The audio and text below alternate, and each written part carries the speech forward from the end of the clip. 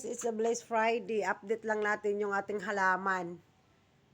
Medyo matagal-tagal akong hindi ano dito kasi may regla ako. Bawal nga pag may regla.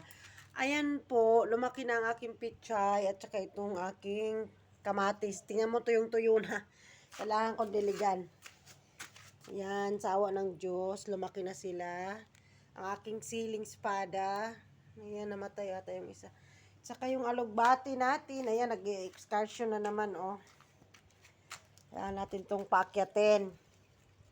Saka nagulay ako ng munggos, guys, kaya kukuha ako ng ano. Ayan. Saka may bulaklak na tong ano, oh. Ayan, para itanim ulit. Ayan, actually, may rigla pa ako, pero okay na to. Kasi mamamatay na to pag hindi ko talaga tuluyan tong anuhin. Pag hindi ko to diniligan. Ay, Diyos ko.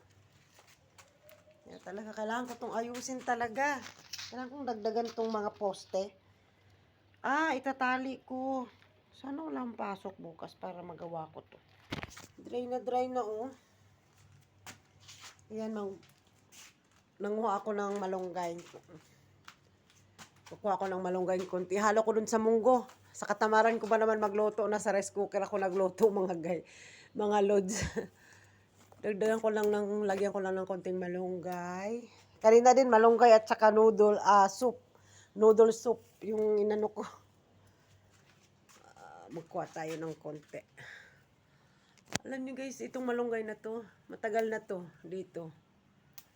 Inaalagaan ko na lang kasi yung kasama kong taga-alaga wala na sa Europe na. Kaya ako na lang ayan.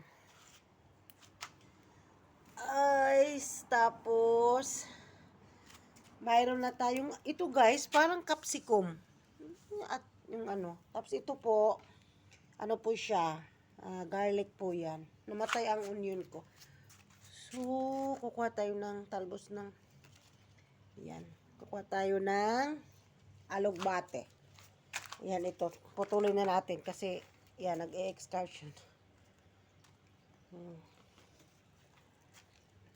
Ang tataba po na yung ano. Meron po ditong luto napakasarap po. Meron yung niluto ng Ilocano kong kasama. Napakasarap. Nagimas.